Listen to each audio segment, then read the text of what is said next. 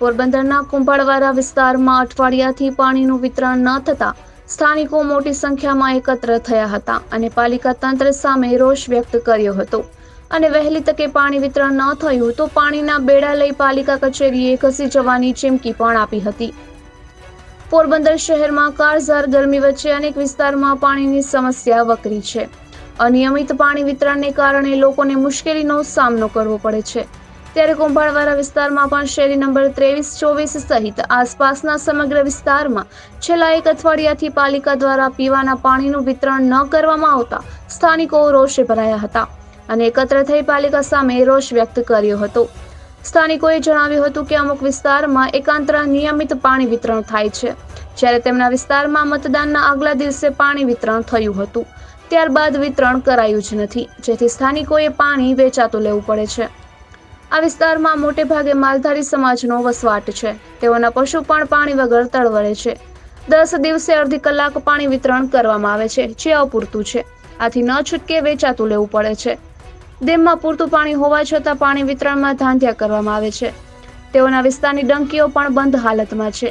વેરો વસૂલતી વખતે ઢોલ વગાડતા પાલિકાના સત્તાધીશો પાણી જેવી પ્રાથમિક સુવિધા આપવા મામલે પાણીમાં બેસી ગયા છે। આથી વહેલી તકે પાણી વિતરણ કરવામાં ન આવ્યું અને સમયસર અને પૂરતું પાણી વિતરણ ન થયું તો બેડા લઈ પાલિકા કચેરી ખાતે પણ ધસી જવા ચીમકી આપી છે। કેટલાક સ્થાનિકોએ તો એવું પણ જણાવ્યું હતું કે તેમનો વિસ્તાર કોંગ્રેસનો ટેકેદાર હોવાથી અગાઉ પાલિકા દ્વારા પાણી વિતરણમાં અન્યાય કરવામાં આવતો હતો, પરંતુ હવે તો સમગ્ર વિસ્તારના લોકો અર્જુન મોઢવાડિયા ભાજપમાં જોડાયા ત્યારથી ભાજપના સમર્થક બન્યા છે। તેમ છતાં પણ પાણી વિતરણમાં અન્યાય કરવામાં આવે છે। નિપુલ પોપટ, પોરબંદર ટાઈમ્સ।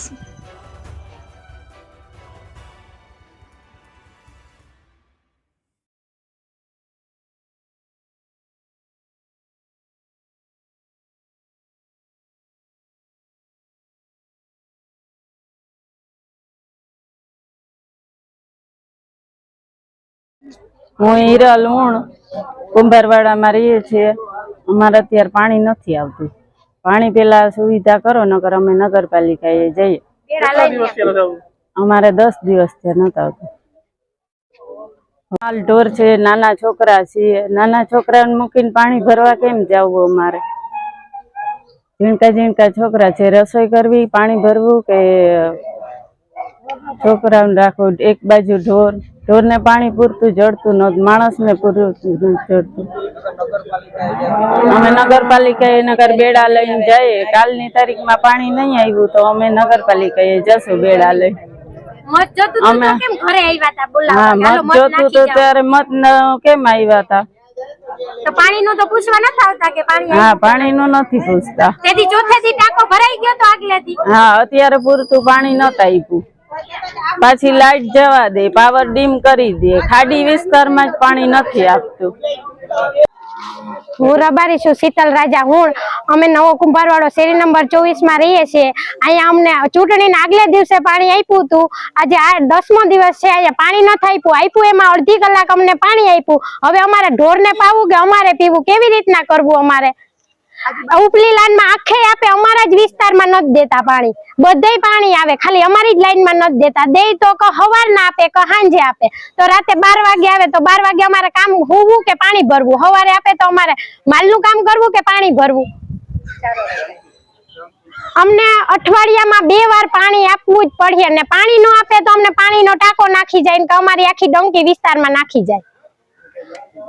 તો અમારી ડંકી ચાલુ કરાવી દો, અમને પાણી નો આપે તો। નવો કુંભારવાડો શેરી નંબર 22 ખાડી કાંઠે। અહીંયા અઠવાડિયાથી પાણી નથી આવ્યું છે। અઠવાડિયે પાણી આવે તો માણસ શું કરે? બધાય પાણી વગરનું હાલે કોઈને? અઠવાડિયે 10 દિવસ થયા પાણી નથી આવ્યું એના, તો આ બધા ભરવા ક્યાં જાય? એકાત્રા કે 2 દિવસ પાણીનો નિયમ કરો અને સમયસર આપો। મન થાય તો છોડવાનું નહીં। આ તો સવારે છોડે, રાતે 12 વાગે 1 વાગે છોડે, તો માણસ કામે ધંધે ગયા હોય એ કેમ પાણી ભરે? એને પાણીનો અઠવાડિયાનો વારો કરી નાખો કે આટલા ટાઈમે આપો ને આટલા ટાઈમે આપો, સવારે આપો ને સાંજે આપો, એક જ ટાઈમ રાખો। આ ગમે તે છોડે એ ના હાલે। બધા બહાર ગામ ગયા હોય, કોઈ કામે ગયા હોય તો એ કઈ પાણી હાટું થઈને ધક્કા ખાઈ પાછા।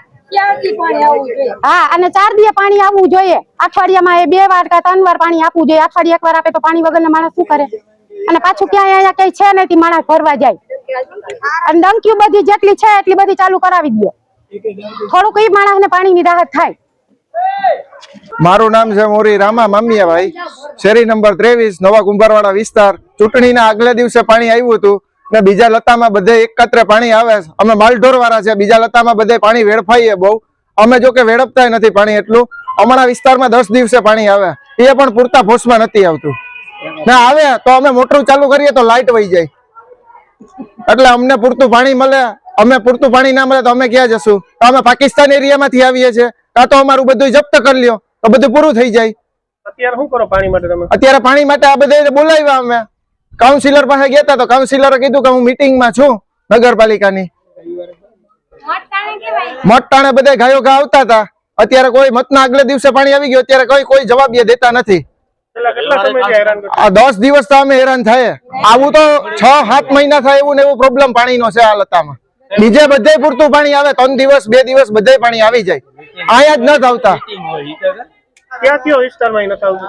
આ એટલો કુંભારવાડો, આ દોરાણીયા થી ઓલા દોરાણીયા સુધી ક્યાંય પાણીનો પ્રોબ્લેમ સોલ્વ જ નથી થતો. પેલા એમ કહેતા કે તમે કોંગ્રેસમાં છો. પેલા નગરપાલિકા એમ કહેતી કે તમે કોંગ્રેસમાં છે, એ હિસાબે હવે ભાજપમાં ગયા તો હવે પાણી નથી આવતું.